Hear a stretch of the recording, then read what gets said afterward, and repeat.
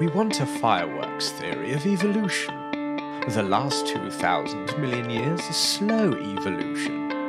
They are the smoke and ashes of bright but very rapid fireworks. The Interplanetary Podcast.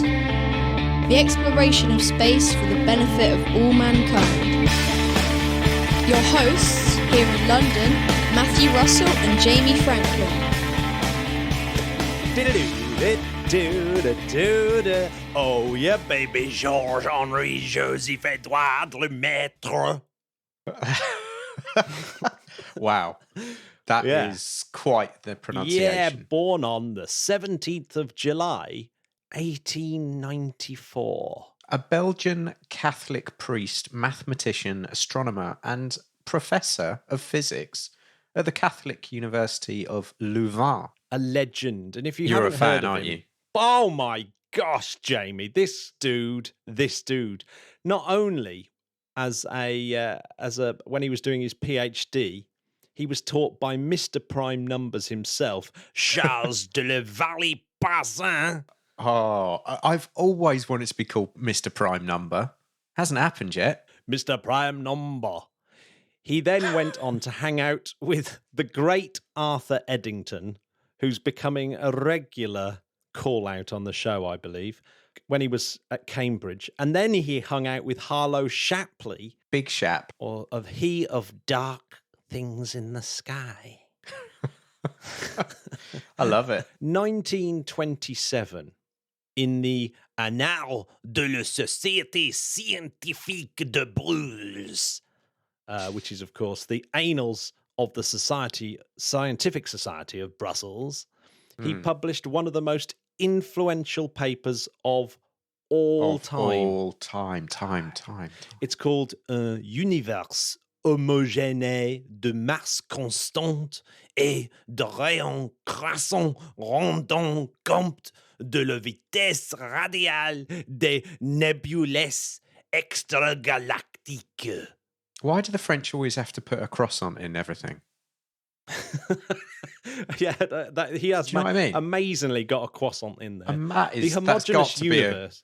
That's got to be a practical joke. Someone said, "I bet you can't put a croissant in this title." And he's like, "Watch me."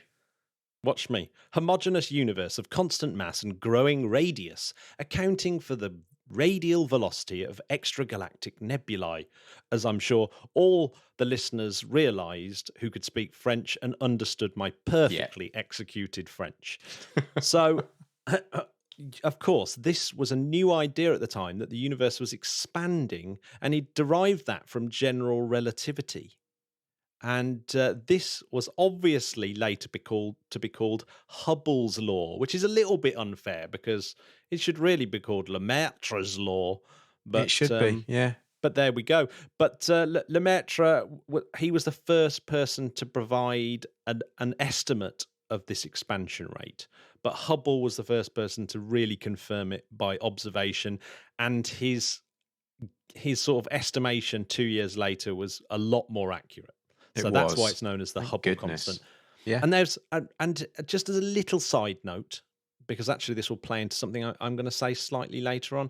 In 1922, so a little bit earlier, Alexander Friedmann proposed an expanding universe. So it was actually Friedmann that came up with the expanding universe idea. So Lemaitre didn't lose out that much, really, but because it could have been called the Friedmann telescope or Lemaitre telescope. In the end, it ended up being Hubble, being made super famous by the telescope and the constant named after him. But there you go. But Lemaitre was the first person to identify that the recession of nearby galaxies can be explained by a theory of the expanding universe. And Einstein was horrified by this. Wasn't happy.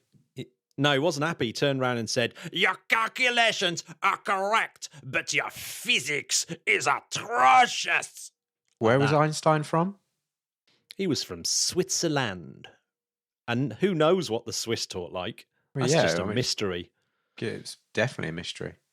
Where is Switzerland? We just don't know.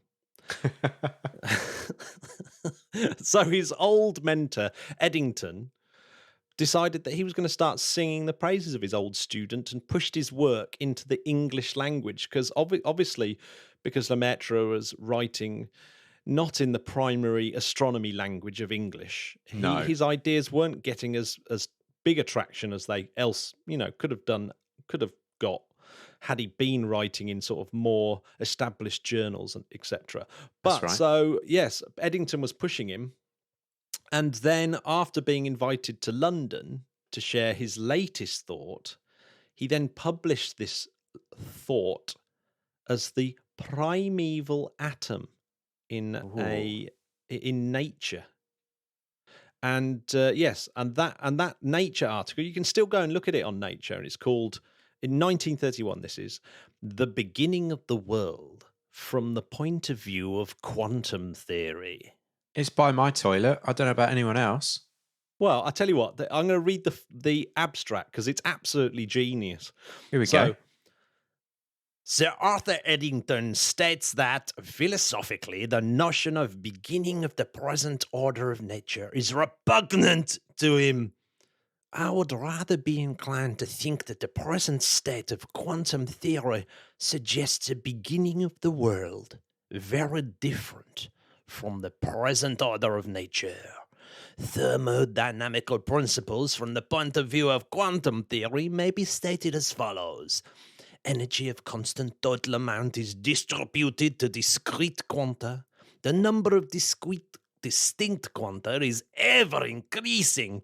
If we go back in the course of time, we might find fewer and fewer quanta until we find all the energy in the universe packed in few or even a unique quantum. Matt is available for all speaking at weddings, bar mitzvahs, and funerals.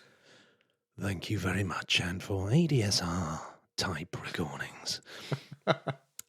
So yeah, Einstein remained dubious, but he was kind of coming round to this idea, and so he was starting to be a little bit more encouraging in saying, yeah, there's something in this. But by 1933, Georges Lemaitre was a world-famous scientist, and everyone in the world was saying, gosh, this is such a great idea. Einstein had been won over, but there was a few in the establishment that weren't happy, Jamie. And of course, one of the big ones was Mr. Fred Hoyle. Yes. Another very, very famous English astronomer, and also sci-fi writer of some note. And he would take the mickey out of this primeval atom, this unique quantum. And he would say, it's the whole idea of, let's just call it the Big Bang. And and he said that on a BBC radio show. And of course, that's what we call it today. There we go. The Big Bang, the Big Bang Theory. Literally, and then everyone's like, oh, how can you get a Big Bang from such a tiny point? And how could anyone hear a bang back then? Well, the funny thing is, it makes you realise this has only happened in the last 100 years, and people like Einstein were not convinced by it. So it just goes to show what an absolute legend Lemaitre was, right? Complete. Now, remember I talked about Alexander Friedman? Yeah. He was the guy that came up with the whole idea of an expanding universe. Well, get this for a coincidence. Guess who else was born on July the 17th? Oh, God, go on then. Wendy Laurel Friedman. Now, I must confess, front door. It's actually spelt differently. It's Friedman, Alexander Friedman, and Wendy Laurel Friedman. So I am kind of stretching it a little bit. But born on the 17th of July 1957. Happy birthday, Wendy. She was famous for measuring the Hubble constant. The circle's complete. So her team were the team behind using the Hubble telescope to get a breakthrough reading of the Hubble constant. In other words, they constrained it to a point where everyone was now convinced that the universe not only was expanding, but expanding faster and faster. In other words, the sort of the start of taking dark energy very, very seriously. And so that was considered a breakthrough. And it was, of course, one of the major goals of the Hubble telescope itself. So happy birthday, Wendy, and well done. Happy birthday, Wendy. For being an absolute legend and somehow tying in with the whole history of the expanding universe. Absolutely incredible. Incredible.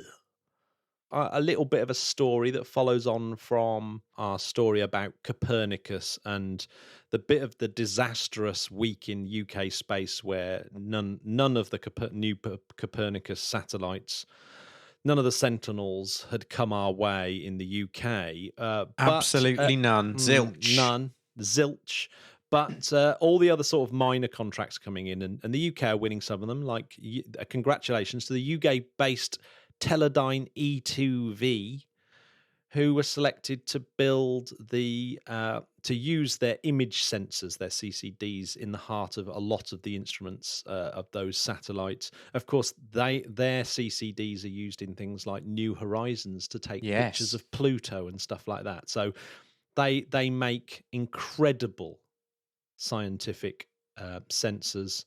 And yes, that's a UK-based success story, even though, of course, they're obviously owned by an international company. But hey, who isn't these days? Can't have everything. And of course, a congratulations must go out to our old guest, old Bobby Z, Robert Zubrin. Bobby, yes. Yeah, Voyager Space Holdings announced this week that they have acquired Pioneer Astronautics, which of course is Robert Zubrin's company. And he just won a contract for NASA to help develop human life sustainable resources on the moon. And so obviously, yes, this big venture capitalist, space-based venture capitalist company have bought into old Robert Zubrin's idea. And so that's quite cool, isn't it? Congratulations, that's very cool. Bobby Z. Congratulations. Well done, Robert. Yeah. Jamie, I want to talk about two science stories this week. Okay. One of them is about, it's going to blow your mind a little bit. Well, it always does. And I'm going to call it Science Breakthrough of the Week. It's my new jingle. It's a huge one, isn't it? This is my new section. Yeah. I know. Yeah, it's published by H.U., L. McCullough, and M.T. et al. Quantum correlations between light and the kilogram mass mirrors of LIGO. So the idea behind this, Jamie, is you know that old joke about there's an electron caught speeding and he winds down his window and the policeman says, "Do you know how fast you were going?" And he goes, "No." And he goes, "You were going 80 miles an hour." And the electron looks up at the policeman and goes, "Ah, damn it, I'm lost now." But that's a joke about the Heisenberg uncertainty principle. Yeah. as well, you know, and it kind of puts a limit on the precision that you can measure the position or the momentum of an object. So the more precise you get its position, the less precise you get its momentum and all those sort of things. And this is known as the standard quantum limit. And obviously with LIGO, which is incredibly sensitive piece of equipment, they're down at this quantum limit. In other words, they're trying to measure the position of the mirrors and they're trying to measure the momentum of the light and all that kind of stuff. But as they get down to this quantum limit, it's very, very difficult because of the properties of quantumness itself. Seems crazy, but if you use light as if you somehow can find a correlation between the mirrors and the light and this kind of quantum limit and between them, you can actually surpass the quantum limit. So it's to find a correlation between the position, momentum, and uncertainty of the object, like the mirror, and the photon number phase uncertainty of the light that's being reflected off it. So if you can somehow correlate those two, and that's the theory anyway, and these experimenters have actually gone to LIGO and performed an experiment and actually confirmed that you can actually do this, that you can actually get lower than the quantum limit, which means you're now measuring with unbelievable accuracy. Who'd have thought And it? yeah, well, they use this thing that's really, really amazing concept called squeezed vacuum light. And this is where the light has an average amplitude of 0. And they've been using that. And obviously that means that they're able to, I mean, God knows how, but they're able to use that to correlate with the movement of the mirrors and use this sort of squeezed vacuum states to kind of work out. Well, once they've removed all the classical noise, they've shown that it's just that you can get 3 decibels below the standard quantum limit. My God. So it looks like if there's some other improvements, which obviously includes things like removing classical noise, which is all the normal sort of stuff, getting down to cryogenic temperatures and all the atoms jiggling around and just all that kind of normal noise. Then you'll be able to use this technique so that we'll be able to observe even smaller gravitational waves as they make their way through the as they wobble the Earth. It's going to open up a lot of doors, Matt, in the space world. Put it that way. Do you want to hear what Dennis Martinoff of Birmingham University said? Yes, please. Just a few years ago, this type of quantum behaviour would have been too weak to be observed. But new measurement techniques are now enabling us to go beyond these limits. Not only that, but the approach taken by LIGO scientists in these experiments means that future improvements and upgrades to the instruments can be made with increased confidence that they will yield the improved sensitivity that we're looking for. For any listeners that are confused, Matt is actually from Birmingham. So there we go. That's just how I used to talk before I developed a much more southern accent. Exactly. Do you want to get into a bit of space politics? Oh, do I? Jamie, do you love Dmitry Rogozin? Probably more than most Russian space legends. I think Dmitry Rogozin is pretty value for money. He just seems to be a bit of a kind of rogue. Yeah. So he's been out dissing the NASA space program this week on Russian TV, basically. Right. And people have been translating what he's been saying on the TV program, and it's not particularly flattering to the NASA. So This is a big political project. Our American partners are retreating from the principles of cooperation and mutual support and treating Artemis like a NATO project.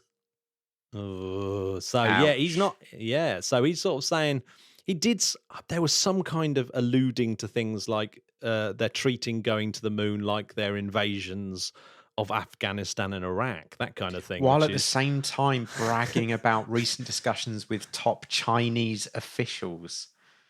Oh my God.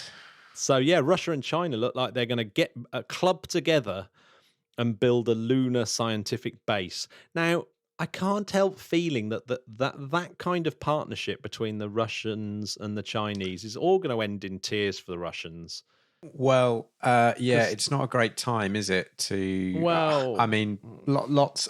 America now trying to get everyone to turn their back on China. It's not going well. No, so in other words, the Chinese will be going, yeah, Russians, come and show us everything you've got, and then once Russia have shown China everything they've got, it'll be like bye Russia. Who knows? I just think it's not great, is it? It's not great that the world. Great. After everything that's happened at the International Space Station, of course, Jim Bridenstine's still going on about what great partners Russia are. He's much more measured than Dmitry. Yeah, a little bit for sure. But then, get this. Rogozin then went off to slag SpaceX off. Oh, of course he did. Not only was he moaning that the Americans are deliberately using trade sanctions to stop other countries, including Europe, getting into the commercial space game, he then went on to basically say that the Americans are bigging up their new spacecraft, the Dragon, etc. He says, but, they're nothing compared to the Soyuz MS. They're at the beginning of their journey. An old horse won't spoil the furrows, is what he said. In other Right. words, yeah, the Soyuz MS. In space, one must run not after beautiful goods with wonderful labels under the music of Bowie, but one must lean first and foremost on well-functioning systems, especially when it comes to people's lives. Listen, Oh. Dimitri, say what you want about SpaceX and NASA, but do not mention Bowie. All right? I knew that would get under your skin. Yeah. Now, SpaceX, in a completely different story, they've invited the members of Koryalov, the great designer. They've invited Andrei Koryalov, his grandson, and his family to visit the SpaceX factory once quarantine is over. Oh, that's lovely. Yeah. And not only that, they've been showing off their little pictures of their little satellite dishes that are going to pick up Starlinks. That's right. Yeah. They've got you've got the old Starship SN5 that looks like it's going to do a static fire, and possibly, and this will be immense, 150-meter hop attempt.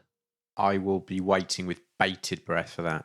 Yeah, and at the end, we'll talk about some launches this week, of which SpaceX have another first record-breaking launch attempt.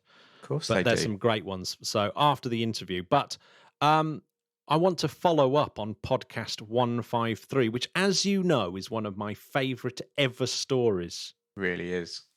The grapefruit-sized black hole that might be in our solar system. Oh my God. I just love this story. So we were talking about astronomers looking for Planet 9. So Planet 9, the reason why they think it's out there is because you've got these trans-Neptunian objects in the Kuiper Belt, and they're being shepherded into odd orbits. So Mike Brown, who was the person that demoted Pluto in the first place, he was the first person that said, look, it might be this large planet that is shepherding these objects. However, other things have come out, like a swarm of objects, a debris field, or even statistical confirmation bias might be causing people to think that there's this Planet 9. And they've been looking for it for years now, and they haven't found it.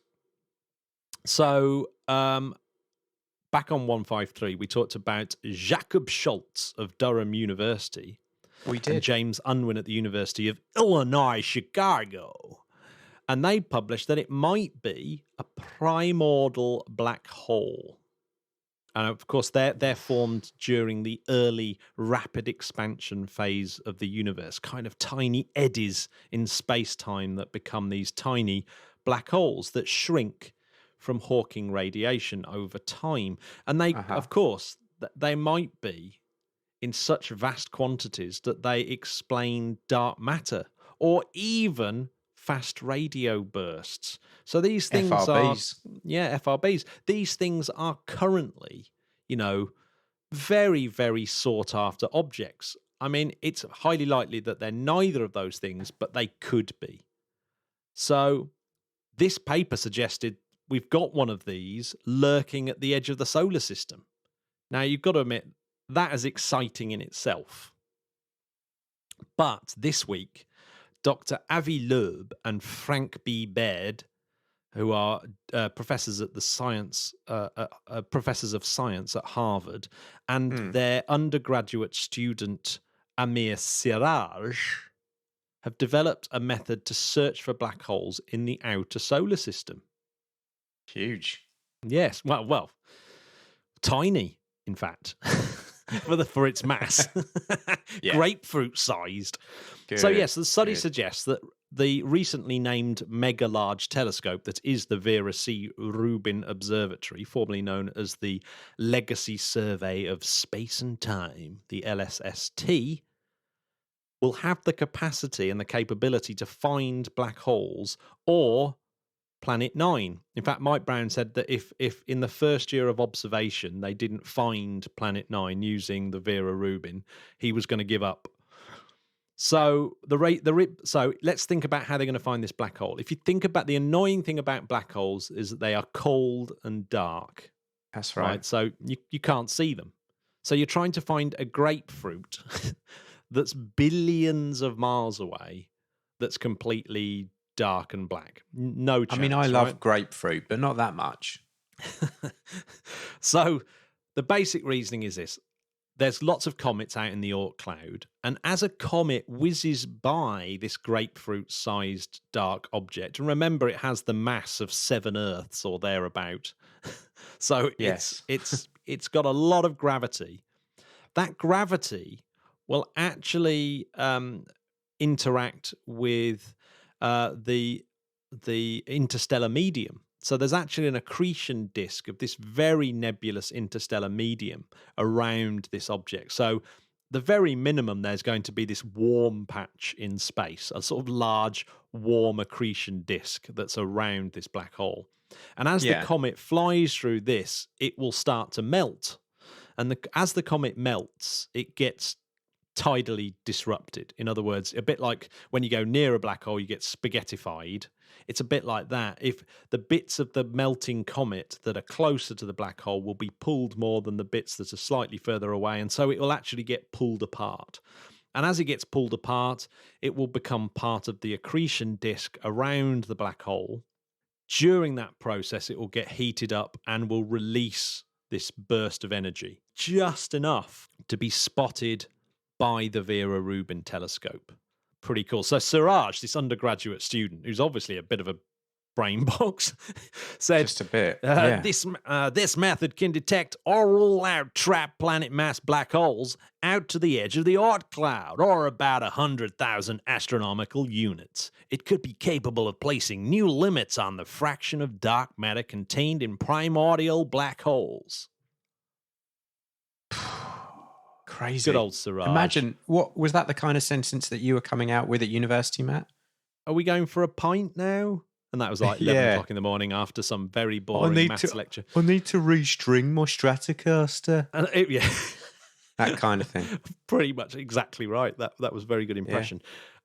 So, yes, the Vera Rubin telescope is absolutely ideal to scan the entire sky because it does it twice a week. So the entire sky gets scanned as long as there's not too many Starlinks in its way. And and hopefully, because we don't know where Planet 9 is, it will pick up one of these strange signatures, or even maybe the movement of Planet 9 itself. And it's sensitive enough that it can even be a small comet that gets sucked into an accretion disk or ripped apart into an accretion disk around this black hole. So it's pretty cool. I love what Avi Loeb said about this. He says, the outskirts of the solar system is our backyard. Finding Planet 9 is like discovering a cousin living in the shed behind your home, which you never knew about.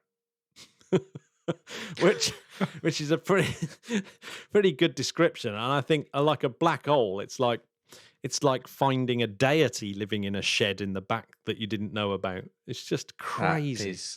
That is great. It is absolutely awesome. So, Jamie, do you want to listen to my brilliant little interview that I did last week? I absolutely would love to. Let's roll it. Yeah, so there's a book coming out this week called it is coming out this week in the UK. Let me just get the Relentless Moon out on the 14th of July. So it's out now. So, yes. Out now, The Relentless Moon. By Mary Robinette Kowal. Yeah. And it's obviously a sci-fi book, but it's part of a sort of longer series. I'll let her explain. But it's going immediately into the book club on Discord. Would you like to hear I can't wait to hear it. Interview. Let's do it. Écoutez. The Interplanetary Podcast, putting the ace back into space. So I'm joined on the podcast by Mary Robinette Kowal, who is a science fiction author and a puppeteer and a audio book narrator. Welcome to the podcast. Thank you so much for having me. So you're quite an unusual guest, obviously with the title puppeteer in there. That's a clue to the unusualness of it. So I was wondering, yes, I mean, before we go, because obviously we're going to be talking about the latest book that you have out, but can you tell us a little bit of your journey to actually being a sort of sci-fi writer? Because it seems like a pretty unusual one. Sure. So I was one of those kids who wanted to do everything, and my parents were very indulgent and let me. So my mom talked me into talked my way in to a college level astronomy class when I was in junior high, and then I did theater and went off and had a 25-year career in puppetry.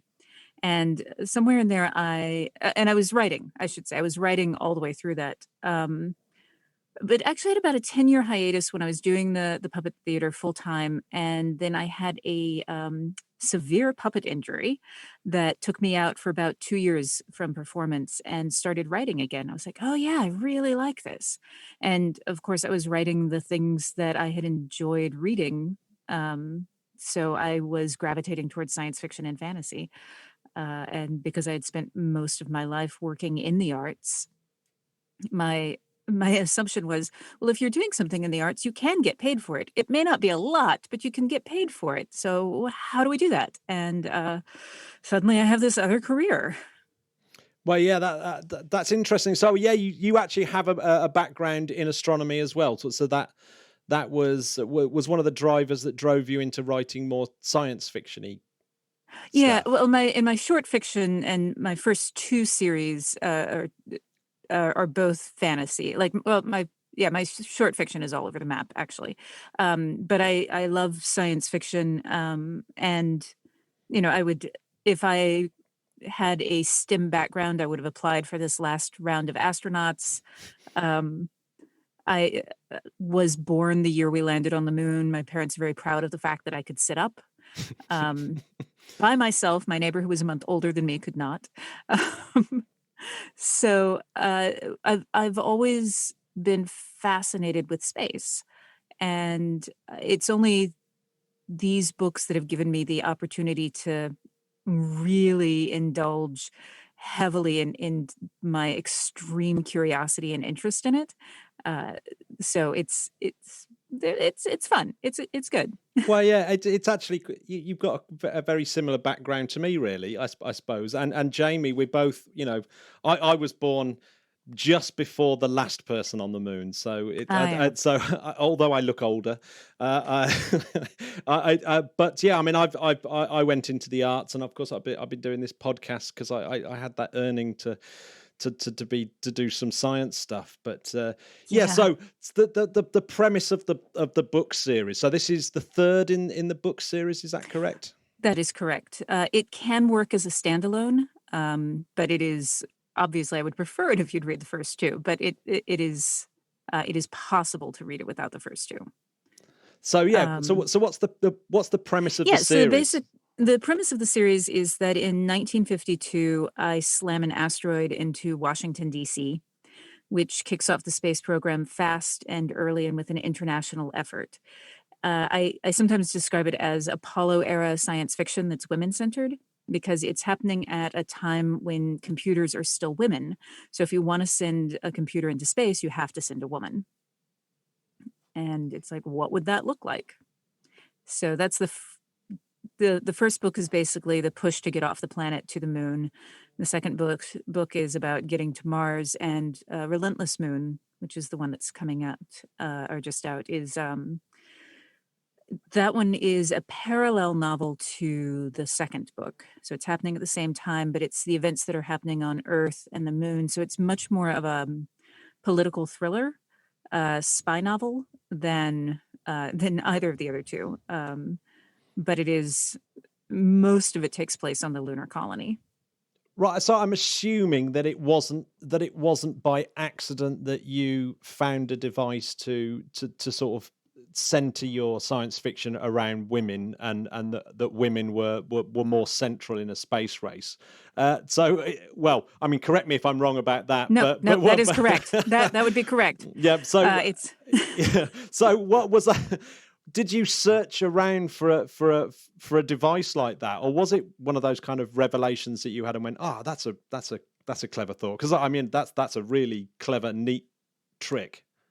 Yeah, what I wanted was something that would have dramatically shaken the way we see things, and we see that in previous generations, that one of the things that will cause society to allow women to come out of the gender roles that they've been put in is some type of major calamity, usually a war. But I didn't want a war because I didn't want it to be about people fighting people. I wanted it to be, you know, the classic term, man versus nature, although in this case, of course, woman. And that meant that I needed a natural disaster that could not possibly be the fault of anyone on the planet.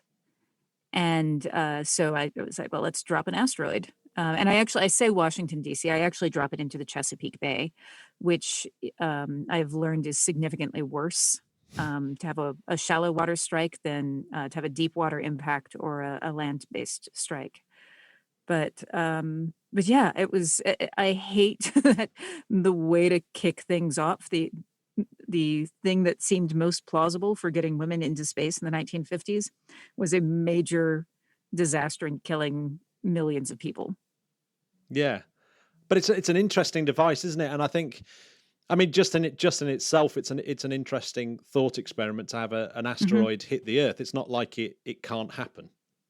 Yeah, and that's one of the things when you realize how many bodies are out there and the number of times that NASA and the ESA and the people who are like tracking them will still sometimes go, "Oh, we didn't see that one," and it's like, "Oh, okay." That's fine. Most of them are not passing anywhere. You know, there's no danger. The ones that we know about, none of them are that we're tracking are in any danger of coming and slamming into the Earth.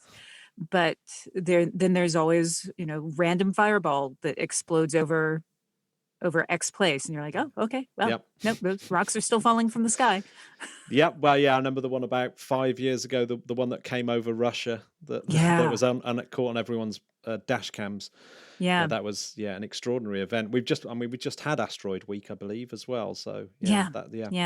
I mean, yeah, it's so talk us through the first book and how we get to the third book without any, if you can do it without doing any spoilers.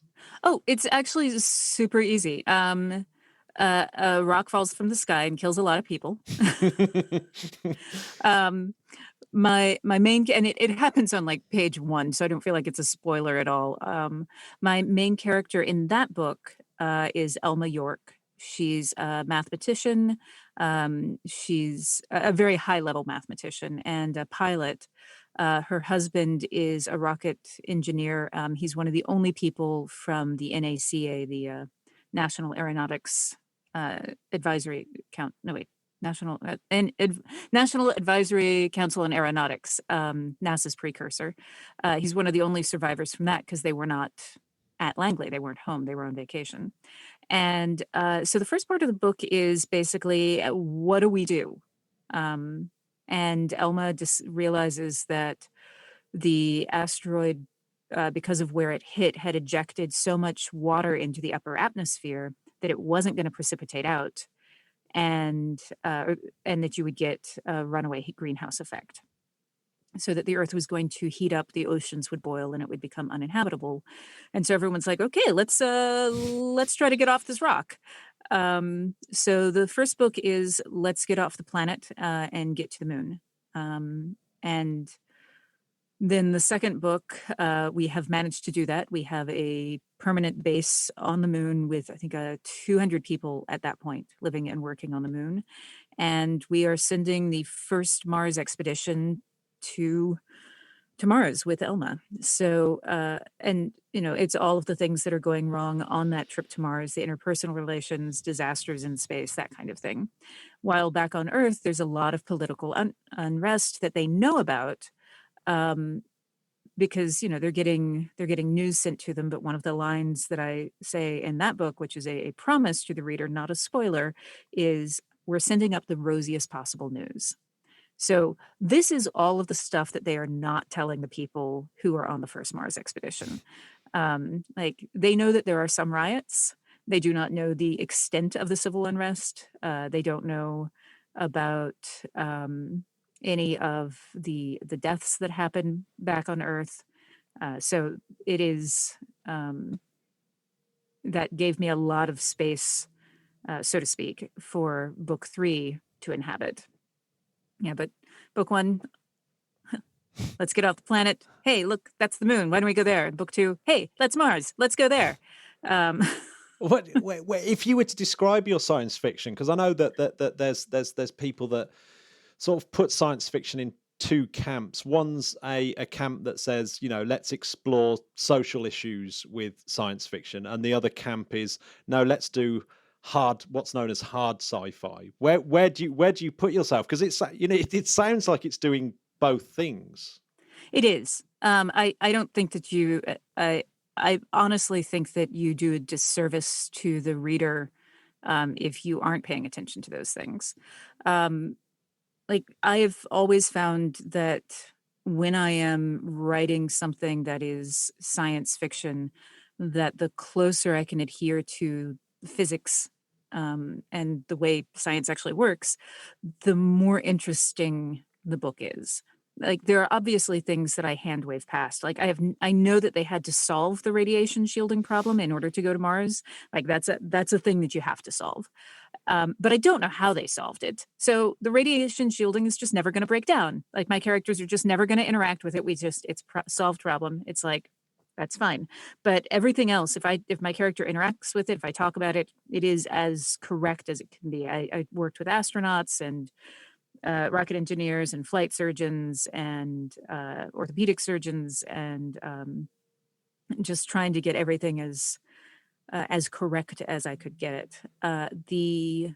But on the social issue front, the thing that I say is that it's not so much that I am writing about social issues, it's that I am not ignoring them. And I think that a lot of times people do ignore them in science fiction.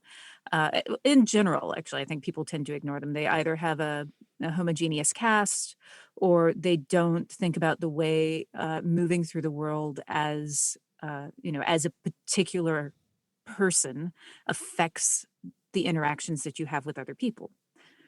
And so I don't ignore it. So it is quite present in my books. It is the 1950s, and the second book begins in 1962. So we're in the middle of the civil rights movement in the U.S. I have characters from all over the world.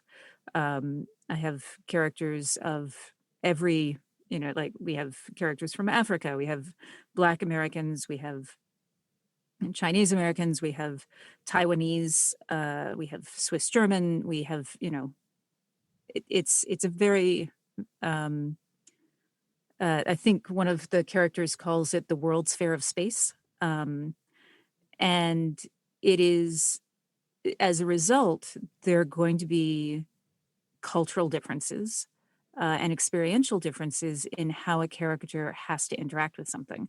Like, even though we are in the 21st century, many of the examples of sexism that my main characters face are things that I've experienced.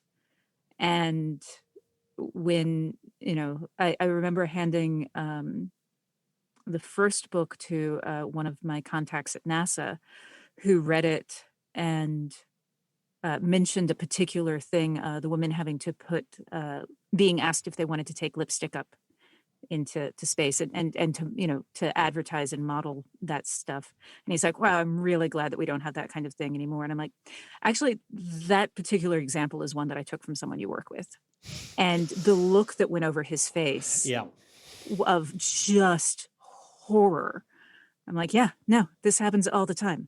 Like, I cannot be as forceful as one of my male colleagues because it reads very differently.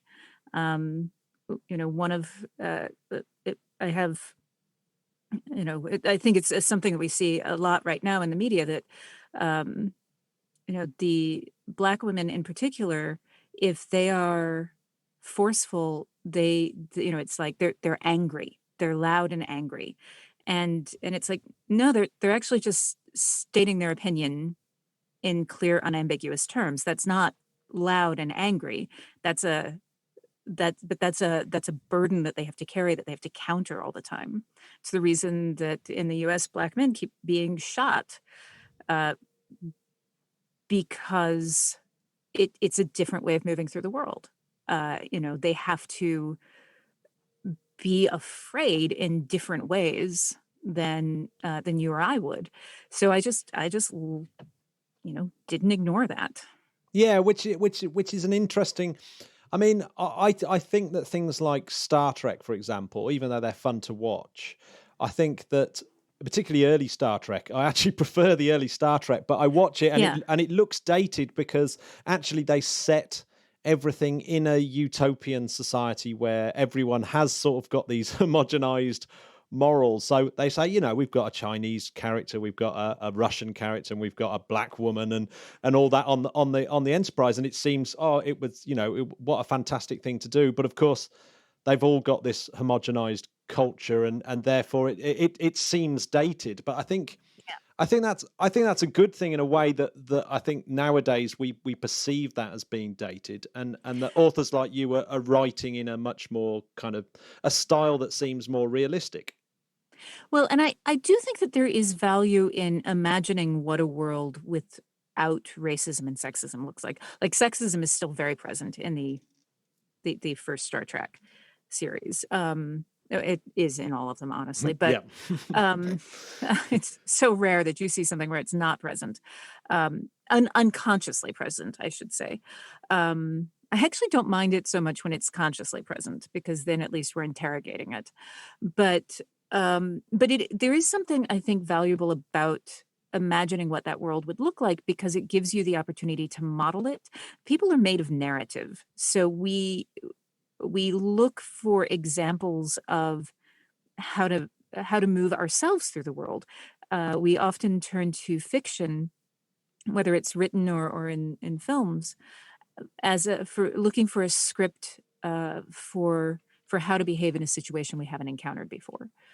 So there is value there, but too often it is not done intentionally, and it is done.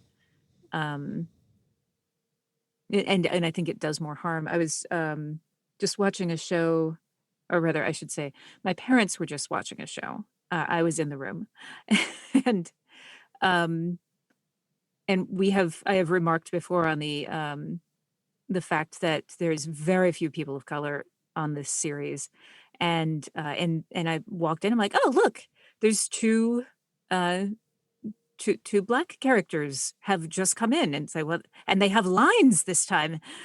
They're not just background characters, and one of them is a young violinist, and his dad is pushing him to do violin, and it turns out that what he really wants to do is play basketball. And I'm like, really? Really? That's the thing, is that his true destiny is playing basketball? I mean, this is but could you just examine the things that exist in this that you aren't thinking about? It's a tricky thing, isn't it? I'm always amazed, and I can't remember the name of it, but there's a European film categorization, and I can't remember what country, it's probably Sweden, where they judge a film whether it's sexist or not, and one of the criteria is if it's got that female characters have to have a certain amount of lines that don't involve talking about the male characters. And virtually no film passes it. Yeah, it's called the Bechdel Test. That's it, the Bechdel Test, yeah. There should be another name with it, because it was two people who came up with it. Bechdel was the one who popularized it. It's not. I don't think it's a formal. I would love it if someone actually did a formal rating system, but that's a test that someone came up with just as a thought experiment, and I believe they're actually American. They may be Swedish. Certainly, the last name is. No, I just thought that one of the actual sort of classification countries actually used it as a thing. I don't know. I'll have to check it, but I must admit, I'm sure it was Northern European. It does sound very. Yeah, it does. It really does. but it's that exact. It's that thing, and and the thing is, like, I will catch myself doing that, where I will have two characters. In this book, Relentless Moon, I had them it was 4 women sitting around, and I had them talking about men, and I was like, "Oh, for crying out loud. I know I'm like, I don't do this all the time. Why is this the dialogue that I go to?" And it's because that's the dialogue that I see, and you internalize that. So it was instead they talk about livestock to import to the moon and dual purpose creatures. Yeah, I mean it's hard, isn't it? I mean, because someone that comes from the music world, musicians talk a musical language. They have things like the lick and stuff like Mm-hmm. that embedded in their brain, and I guess it must be the same for writers and Mm-hmm. filmmakers. And there's all these little tropes, and it's almost to let go of them is very, very difficult indeed. Yeah, yeah. And again, it's like I think that tropes can be useful. They're just building blocks. It's when you're like when you aren't examining what it is that you're building and you keep building the same piece because it's like if you get a box of Legos and the only thing you ever build with the Legos is the thing on the box and you just keep buying the same box of Legos. Yeah. It's like you're completely missing the point. Hmm. Yeah, well, I mean, there's 2 different types of parenting. It's quite funny. I've just gone through the parenting, and half the parents would make their children build the Lego thing, and they wouldn't be allowed to take it apart. My one was with my kids. It's just like, yeah, build whatever. It doesn't really matter. Yeah. You can smash it up and build the next thing. It's kind of I much prefer that Yeah. smashing up and using a little bit of imagination. What Yeah. I mean, I should say that your books are award-winning books. Was that something of a surprise? That something that when you first started winning awards did it surprise yeah. did it surprise you or Yeah. or, Oh, or, yeah. were you cocky enough to think no, of course I deserve it? No. I was definitely surprised. Because there's a lot of good fiction out there. There's the thing about, fortunately for me, coming out of theater is that I have a very realistic relationship with audience, and awards fall into the category of a part of your relationship with an audience. And the thing that has been nice about that is that if I get nominated for something, it's really cool. But I also know that there's nothing, I have no control over that at all. The only thing that I can do is to write a good book. And that is the sum total of my control. So what I focus on when I get nominated for something is the other things that I have control over. It's like making sure that I enjoy being nominated, like using it as an excuse to, okay, I'm going to buy a really good bottle of scotch now. Congratulations, me. I like a good frock, so I will get a very nice evening gown. And and that I have control over. Everything else I don't. And I would say the other thing is that when you land on the list at all, you look at the other people on the list and you realize all of these are award worthy. And yeah, only one of them is gonna take it home. But if you don't take it home, it doesn't change the quality of the work. Like the work is the work. It's there. And that's and I think that's the other thing. It's like it's there. I can't change it now that it's out in the world. So when it gets when it lands on a ballot, it feels amazing. But I also know that that only some of that is me. The rest of it is the audience. Here, I'm going to ramble slightly more at you. When I was, this is why we mentioned the fact that I'm a puppeteer, because it almost always comes up in conversation. I toured with a pre-recorded show. So it was a production of Sleeping Beauty, and the soundtrack was on cassette, which is how long ago it was. Right. And, but so it was like the music and the sound effects and the dialogue were all on tape. So your timing of every single show was exactly the same. The only thing you had any control over was the way, the body language that you did with any given line. But everything else about how that show was going to play was about the audience. And that was the thing that really made me understand that any form of theater or art exists in a space between the creator and the audience, because both of you bring something to that. So the thing that, like, I can try to write a good thing, but the piece of it that makes it land on a ballot is what other people bring to it. Like, other people brought things to that novel that made it special to them. And that's not something I have control over. So that for me is why it's like, it's a lovely surprise. I'm like, oh, I wrote this book and you have these feelings too. That's amazing. Yeah, that whole idea of the difference. I mean, you must know this quite a lot. The difference between working directly with an audience that you're getting direct feedback from, and an audience that you have to wait a year and a half before your book's published, and you get the feedback then. I mean, that must be a completely different experience. Yeah. In fact, because it is, I'm just not wired for that. It's so strange. So what I do when I'm writing is I have people who are reading along with me so that I can get that much more immediate feedback. Because it's like, how do I tell if the story is playing when half of it comes from the audience, if I don't have audience there? Yeah. On a completely different tack, how did you build up your network of sort of advisors for your books? Because you've got it hard sci-fi, and you've got people like astronauts telling you stuff. How did you build that up? I asked. They're all really nice. Yeah. No, I really. Was there any special ones that sort of that went beyond the call of duty for you? Oh, yeah. Kjell Lindgren, who is an astronaut with NASA currently, he was also a flight surgeon, and is a doctor, and did parachuting with the Air Force. So he's very experienced. And he's also a giant nerd. Like, he loves science fiction. So, and I would.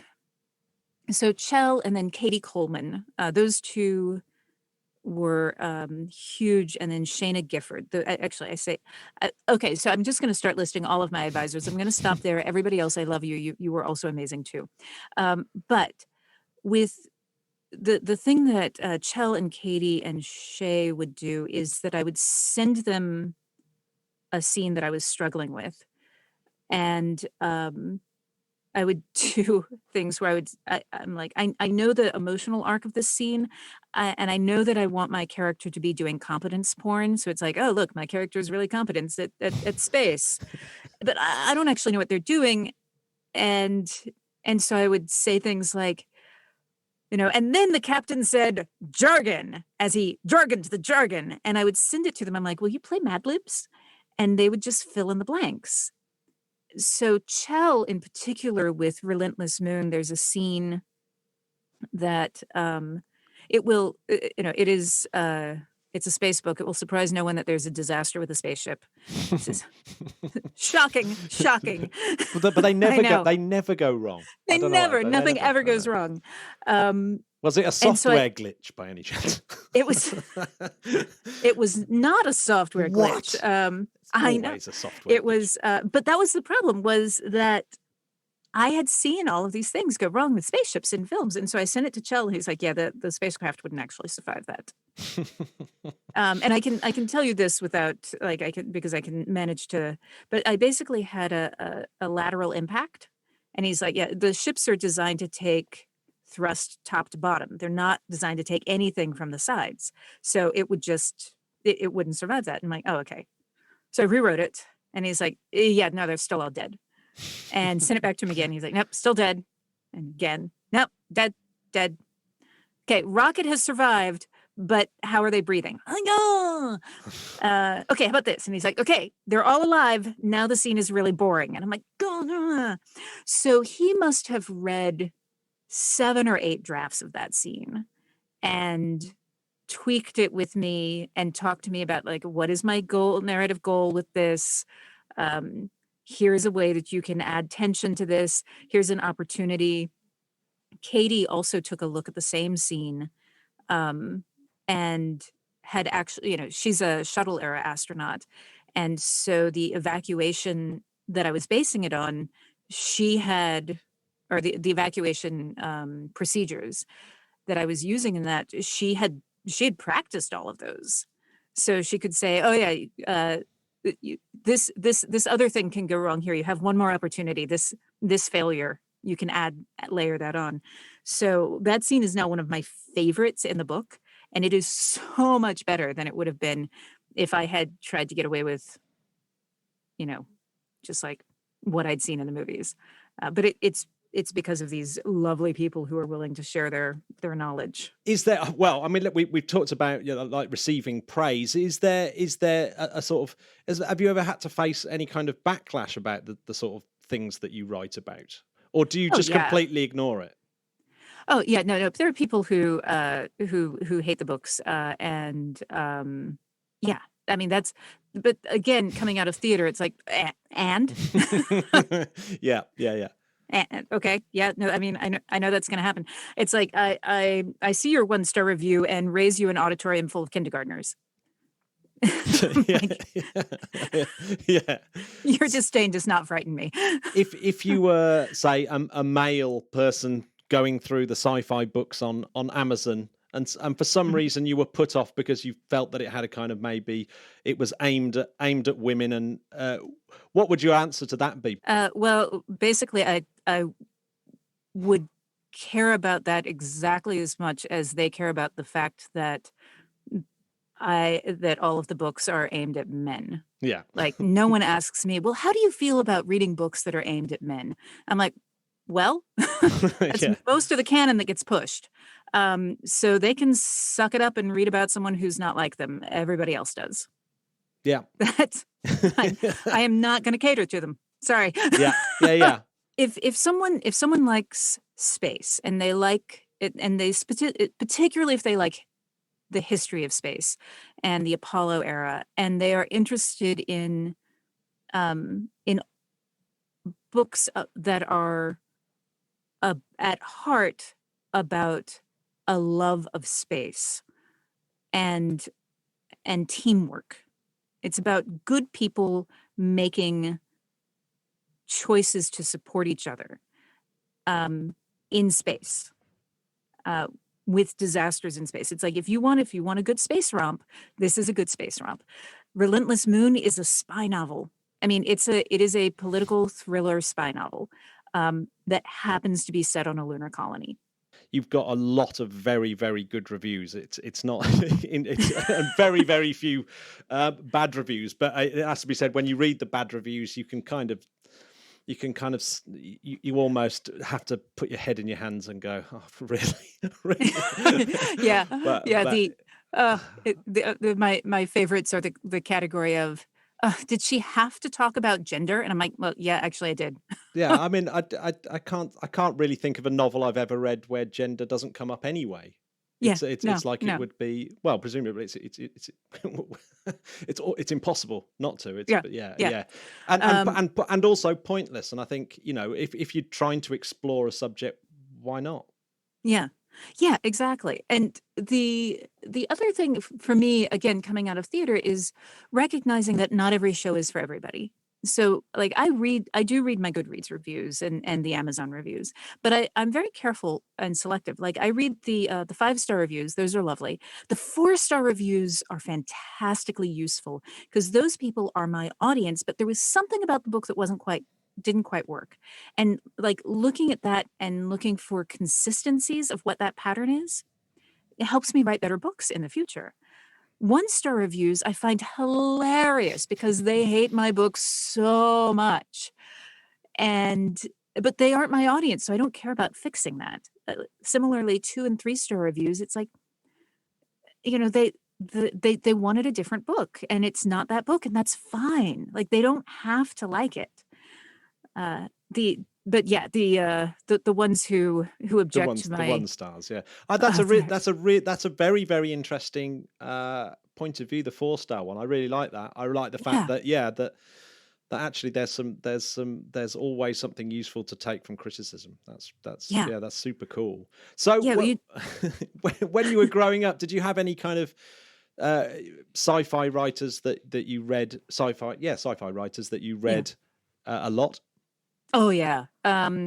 So when I was a kid, it was all Dragon Riders of Pern and Asimov and Heinlein and all of the big names that you think about, Andre Norton, and Anne McCaffrey. I would read still, and then high school and college, Orson Scott Card and all of these people that whose books I still enjoy, but who I have frequently a difficult time, or I should say I still have a fondness for, but I frequently have a difficult time recommending, because they are from a different era and they were examining different things. And there were a lot of things that they were not examining that caused them to have harmful, elements that I would find harmful as an adult. Like, I loved Piers Anthony when I was a teen, but I look back at Spell for Chameleon, which the Xanth series, and that book is, the premise of the book is that there's a chameleon, and when she's got a spell on her, and it causes her to go from being beautiful to ugly, and when she's beautiful, she's dumb as a rock, and when she's ugly, she's really, really, really smart. And I'm like, I read that, internalized it, and didn't understand the baked in misogyny in that. And that's like, I could never tell someone, oh, you should absolutely read, even though there are pieces of the books that I also remember that I love, but I'm like, holy cow, that's not good. Yeah. Yeah, like, and I guess, like we said earlier on, that's a language that's taking forever to seem to kind of to dissipate, isn't it? Yeah. I mean, Yeah. I'm sure I could go down, like flick through the channels and find a TV program that's doing precisely that trope right now. Yeah. Almost certainly. Yeah. So I've got a couple more questions for you. Sure thing. We got one question is that we always ask is, if you to bring a hero back from the dead to see what's going on, either in science fiction or in space in general, who would you bring back? That's it. I saw that question and I knew it was coming, and it's still so hard to answer. For me, I think that it would probably be Bessie Coleman. Bessie Coleman was the first Black woman to get her pilot's license. And it was at a point when you were not allowed to do that. So she taught herself French so that she could go to Paris and get her license and pursue this thing that she had fallen in love with. And tragically, she died in an air crash. But I would love to see what she thought of actually being in space. But I think she'd be such an incredibly powerful role model, because she was a role model in her life, and I'd love to. I wish that she could have seen what we're doing now. Yeah, imagine that. Imagine having to literally keep having to jump through so many hoops just to do something that other people have no barrier for. Yeah. Crazy times. And the final question is, we have a space playlist, which we have space related songs. You're not allowed to have David Bowie, because it's either too obvious or obviously our space playlist is very full of David Bowie. But, I would imagine so. So the one that I picked for you is "I Will Survive," and it's a stealth space song, because there's the line, "And I learned how to get along, and so you're back from outer space. I just walked in to find you here with that sad look upon your face." And she says outer space several times, and I'm like, okay, so an astronaut has returned, and she is done with him. Yeah, you might be an astronaut, also, but yeah. Yeah, may not, could be a technician. So yeah, you're right. Could be a cosmonaut. Well, yeah, but it's going on the list. I don't think it is on the list because I don't think any of us were shrewd enough to ever spot that it had a space lyric in it. See, Yeah, that was that's my good. guess. That's I good. was like, You've done you've done very well. We do have a book channel on our Discord where oh, lovely. we've been discussing books and science fiction books that we've been looking at. And yes, actually, one of the big there was a big of an Asimov Foundation Yeah. where we all sort of think, oh yeah, we've got to go and read Foundation, and yeah, some of the complaints that came back from, particularly on, I think it was the second book, where there was just basically no female characters of any No. depth whatsoever. Yeah. It's unfortunately it's something that I got used to. So Yeah, it's strange, isn't it? Because Asimov seemed like he was a pretty progressive person, but but people are complicated. So you can be progressive in one area and not in another. And that's like Ursula K. Le Guin, who I should have mentioned when I was like, who did I read and love? She talked about with The Wizard of Earthsea that what she had wanted to do was write this really subversive book. Anytime you saw wizards, they were old white men. And so she was going to have a young man going to wizard school. First time anyone had done that, FYI. And also that he was going to be brown and from an archipelago. And she came up with this whole beautiful thing. And she said only after the book was out in the world did she realize that none of the women, except for one, had a name. They were all their titles: the girl, the witch. And most of them did not actually have speaking lines, including the woman who taught Ged how to do magic in the first place. The person who raised him does not have any speaking lines, does not have a name. And she realized that it was because she had grown up reading books by men for men, and that unconsciously she had also written a book for men, even though she thought of herself as a feminist. So it is, it's really hard to deprogram, and it is something that that is worth doing and exploring, but it's something that you have to. It has to be approached consciously. Yeah, I did actually read your. I should have brought this up actually. I think it was your New York Times piece about, or I don't. In fact, I can't remember what newspaper it was about about the female astronauts, and it was just after the aborted spacewalk. Yeah, and I thought that there were some very interesting points that you made about. Really, there's been a mistake almost in terms of men, of spacesuits in particular being designed around men, because the early Apollo stuff was based around men, and that really there's just an opportunity to learn from that mistake, and that's how it should be seen. And I thought that was a really a super positive message that you'd almost be mad to disagree with, as far as but you read the comments. Oh, people did. Oh yeah, I mean comments in newspapers. I mean, where do you even start? Or I know, or just Facebook in general. It really is. But yeah, I definitely recommend the listeners to go and check that article out. I will link to it because I thought it was really good. Oh, thanks. Was that article as a direct being friends with people like Katie Coleman, I guess, and her experience and actually really understanding the problem and being compelled to write about it? Yes.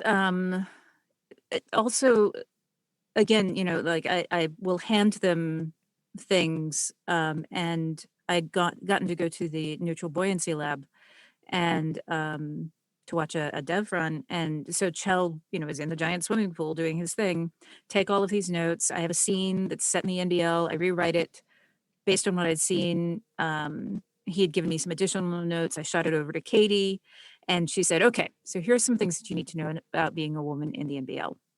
And completely different set of notes.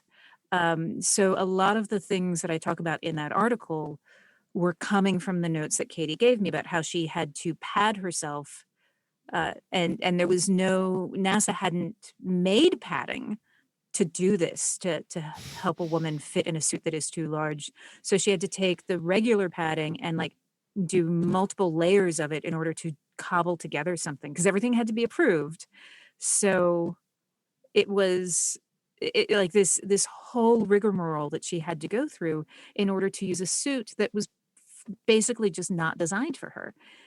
She's the smallest person to ever qualify for a spacewalk, but she had to fight for that.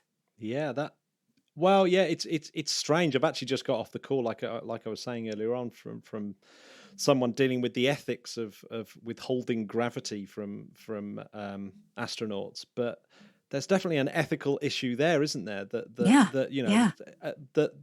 NASA haven't built spacesuits for women. I mean, it's just that clearly is. I can't see how you could see it as anything other than an ethical issue. Well, you can also see it, and I want to give this to in NASA's defense. The one thing that I will say is that it is now a budgetary issue, and it was a budgetary issue when they made the decision to cut things. So, but when you have to make budget issue, when you have to make a choice on, because of a budget, then what you're doing is you're saying, okay, well, we have to prioritize something. Who are we going to prioritize? And that's where the ethical thing comes in. Yeah. It's like they prioritized the astronauts that they had who were predominantly men at that point. Yeah, I mean, I think that's why I really enjoyed your assessment of it. It wasn't NASA bashing by any stretch of the imagination. No, people thought it was, but no. I certainly like NASA, very... like the choices that their modern NASA is making with the Artemis generation of suits. What they're doing is they're designing it around the women at the small end of the height spectrum, because they've recognized that it's much easier to scale up a suit. And it's like, yes, it is. So that's, if they were not fighting budget and policy choices, I think that we would see a much more, the organization is moving to be more inclusive, but there's a number of things that they've inherited that will keep them from that for far longer than I think anyone wants. I shouldn't say anyone. There are definitely people who are. Thank you very much for being on the podcast. It's been actually really, really interesting. And thank you. Your book goes into our little Discord book recommendation for the Spodcats to see. But I shall also put it on when the podcast comes out, which I think this podcast will be out next Friday, if that's okay. Oh, fantastic! Yeah. So the book will have just come out in the US, and the ebook in the UK comes out on the 20th of July. The Interplanetary podcast is alive! There you go, Jamie. How good is Mary? Definitely going to start reading that properly. I've read quite a bit of it because I had like a sort of pre-publication copy, but I might go back involved. I want to go back to I want to go right back to the beginning. If you want to hear what my old mate Bessie Coleman said, Mary Robinette Kowal imagines an alternative history of spaceflight that reminds me of everything I loved about Hidden Figures. And there's great reviews from Andy Weir, the author of Martian, of course. That's quite an endorsement. And it's multiple award winning. So it's great to have an award winning author on the show. Well, that's excellent stuff. Enjoyed that. Jamie, I did promise I was going to talk about some awesome launches. And there are some awesome launches. Okay, go on then. Well, it's Mars. It's Mars, isn't it? It's Mars week. Oh, hang on. I'm interested now. Yeah. And so you should be. So, yes, we should see a Japanese rocket taking off with the United Arab Emirates Mars mission, which HOPE, as it's called. That will be really exciting. We should do a proper HOPE special, I think. So that's hopefully taking off this week. They've got a couple of weeks to get this off. But it's not. It's if it misses the window, then that's a bit of a disaster. I have to wait another couple of years, like the old Franklin. Yeah, We've got this is it. a Falcon 9 launch, which with July South the Korea's 19th. South Korea's first dedicated military comms satellite. Now, if that launches then, it will be the fastest turnaround of any orbital launch vehicle since the space shuttle STS-51 that only took 54 days from landing to relaunching 35 years ago. This one will be 49 days if they do it on the 19th of July. So that will be a record that hasn't been beaten for 35 years. Huge. And well, it is pretty huge. It's going to show that Falcon 9 is becoming actually properly reusable. So that's pretty amazing. Beautiful. Then we've got a Soyuz launch, MS-15, which is going to come back down when it does deorbit with the PIRS module, the PIRS module, to make way for Norca, which is an ISS module that's been kind of in a carton somewhere with the European space arm for absolutely ages. So should launch in 2021 if MS-15 brings back down that module that's in the way at the moment. Then on the 23rd of July, China are going to launch a Long March 5 with Tianwen-1, which of course is China's first Mars mission. There we go. Everyone's in it to win it. A couple of Mars missions taking off this week. So that's super exciting. Jamais. What do people have to do if they have enjoyed the show? There's only one website to go to, and that's www.interplanetary.org.uk. There you will find details of our social media, our merch store, and, most excitingly, how to become a Patreon. And without the patrons, this would not be possible at all. It wouldn't. And do you know what, Matt? I'd like to give a special shout out to the patrons this week, because what did you send me in the post that was paid for by them? Yes, a brand new microphone. A new microphone. So I'm hoping that I'm sounding a little bit clearer this I'm week. I'm sure you will do. We'll tweak it over time, obviously, because I'm all new to this. I'm not very tech savvy, am I, Matt? Well, but I'm getting there with your help, and so thank you so much. This is an example of what you do for the podcast. It's worth going to the website because there's lots of pictures and links that go along with the show each week, and so if you want to sort of see more about all the things we talk about, you can go there, and it's all the links, all the episode links, quite in depth. Jamie Wamey, pay me. What are you doing this weekend? I'm going to try and look at a comet, but it's a bit cloudy at the moment. You've done an amazing photo of it. Do you know what? I'm going to say that other than I have not been that buzzed about going out at night since I saw the transit of Venus. Yeah. I mean, literally going out to the top of I literally just walked to the top of my road, looked out across the Bristol Channel. And I was thinking, that can't be it. It's absolutely massive and really bright. Huge. It's like, what the hell? And I was thinking, that can't be it. That's just ridiculous. I got my camera and took a few pictures. Yeah, and it's just stunning. I was actually How long really is it hanging chuffed. around for, Matt? I reckon for the rest of the month, you should be able to see it. I mean, wow, how come that long? Just out of interest. Well, because it's millions and millions of miles away. In fact, very far away. Let me go to my Instagram post because I put a few interesting facts about it that are worth. Because it is. I'll tell you what.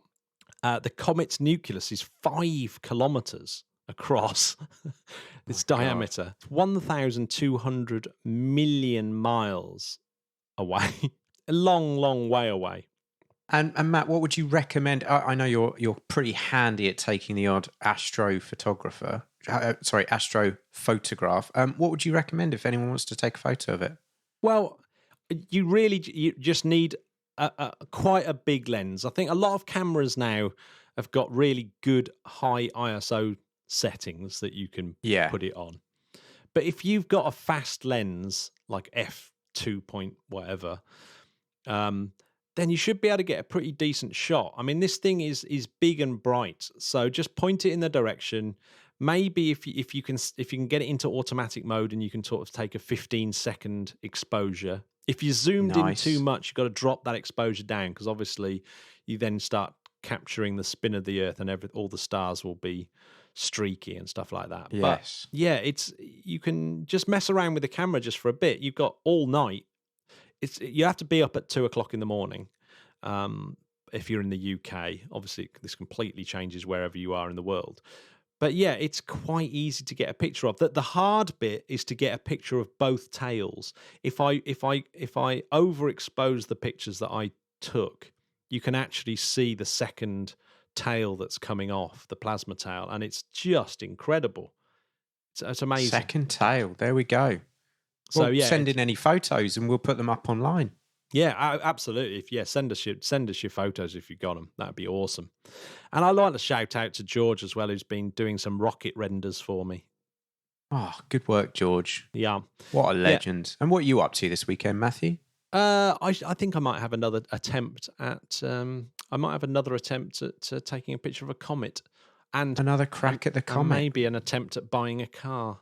Just don't know. Oh, my goodness. Yeah. Yeah, what are you going for? Another Lamborghini?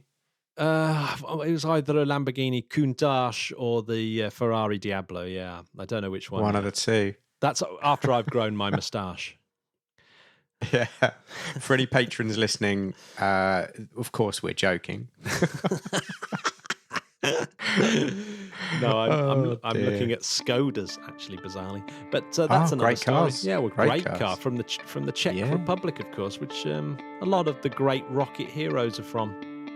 There we go. wonder if So, that's- on that note, I'd like to wish everybody a fantastic weekend. And me, I'd like to do that too. Bye bye, See you soon. Bye.